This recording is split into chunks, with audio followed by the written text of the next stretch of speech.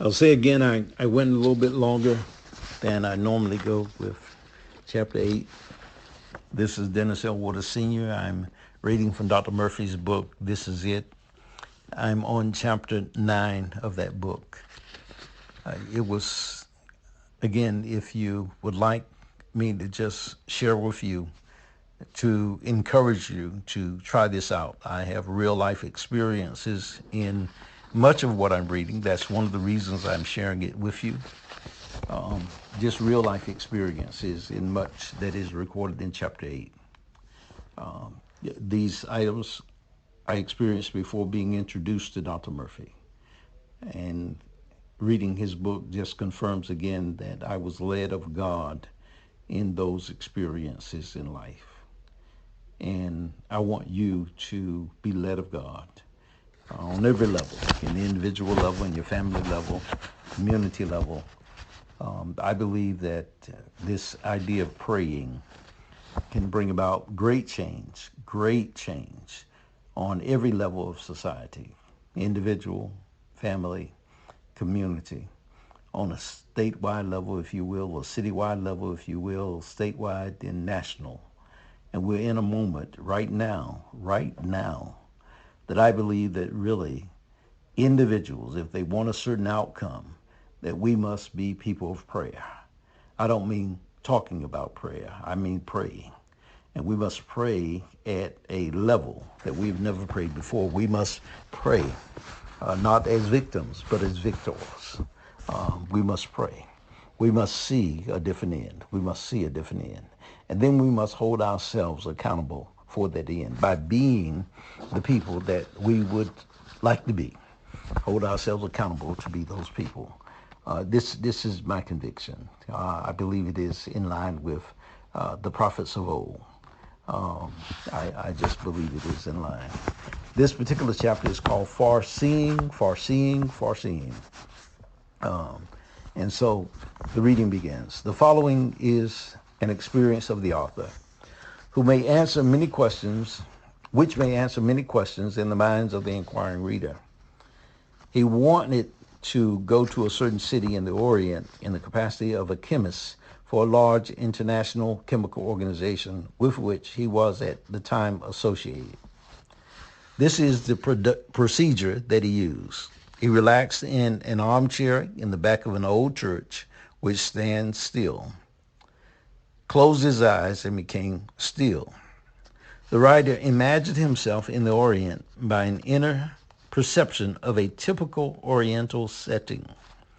He felt the tropical breeze on his face and actually felt his toes being cooled off by the salt water on the sands of the seashore.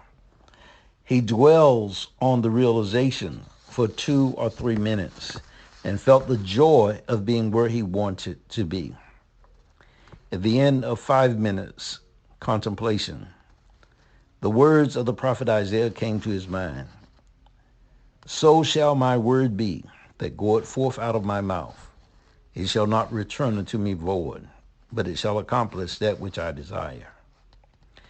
And it shall prosper in the thing whereunto I sent it. Isaiah 5, verse 11. The sequel to this prayer is very interesting. A short time afterwards, the opportunity came to visit the Orient. All arrangements were made to proceed by plane. However, the morning preceding his departure for the Orient, in a dream, came the vivid realization of things to come in 2 or 3 years hence. A friend appeared in the dream and said, "Read these headlines. Do not go." The headlines related to war. The writer's dreams literally. The subjective mind of man always projects a person whom you will immediately obey because you trust and love that person. To some people, a warning may come in the form of a mother who appears in a dream. She tells them not to go here or there and gives the reason for the warning. Your subjective is all wise. It knows all things. It will speak to you only in a voice that your conscious mind will immediately accept as true. It would not be someone whom you distrusted or disliked. Oftentimes, the voice of a mother or loved one may cause you to stop on the street. And you find if you had gone another foot, a fallen object from a window might have struck you on the head. This is not the voice of your mother or teacher or loved one. It is the voice of your subjective mind, and it speaks in a tone or sound that you instantly obey. As proof of this, the author says, I questioned my mystic friend. He assured me that he knew absolutely nothing about the warning he had given me subjectively. No, it is man's subjective that is ever portraying the drama of its contents in the form of a dream or vision of the night. If man suggests to himself that he will remember and understand the symbolism portrayed therein, he will know the outcome of many things. He will also learn to change the dreams, for by changing his consciousness, he changes the dreams, and as he dreams, so shall he become. Joseph, this is the Bible example, was born in a dream. God spoke to Solomon in a dream and offered him his choice of gifts. Solomon chose wisdom, and God added long life and riches. With all our getting, let us get understanding of this principle. Then our pillars of strength will be the two great pillars, Boaz and Jachin, wisdom and understanding. Possessing the wisdom which the Bible teaches and the understanding to apply the psychological principles therein, man's inner righteousness will show itself in the world. He will need no man-made rules of conduct to guide him, for he will be led by the wise power within him. If a thing that you now want will bless yourself and others, it is the divine will. I am come that they might have life, and that they might have it more abundantly. John 10 and verse 10. Hitherto have ye asked nothing. Ask and ye shall receive, that your joy might be full. John chapter 16, verse 24.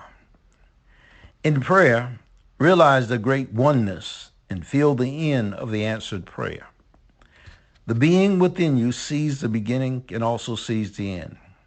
It shows you the end in a feeling, in a dream, in a vision, or by a voice. Listen to it. It will talk to you. Obey it, because it is wisdom speaking to you. In a dream, in a vision of the night, when deep sleep falleth upon men, in slumberings upon the bed, then he opened the ears of men and sealed their instructions. Job 33, 15 and 16. He giveth his beloved in sleep. He giveth to his beloved in sleep. Psalm 127, verse 2. The writer, in consequence of his dream, immediately canceled the trip, cashed the tickets, and sought no reason. He was under subjective compulsion to do so. A subsequent event, the tragedy of Pearl Harbor, proved the truth of the inner voice. Trust in the Lord with all thine heart. Proverbs 3, verse 5. Thus shall ye walk in the land, verily ye shall be fed. Let him be a lamp unto thy feet. Psalms 119, 105.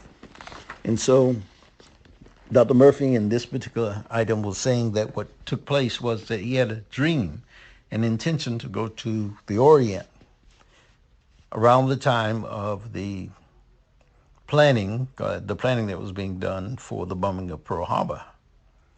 But then the second dream comes and he is told, do not go. And he did not go. And as a result of that, he perhaps saved his own life. And so he's giving a way to do this, and then also how God gives a warning that what you desired is not the time for it at that moment. Namaste, Dr. D.L. Waters at drdlwaters.com. Take care. Blessings. Bye-bye.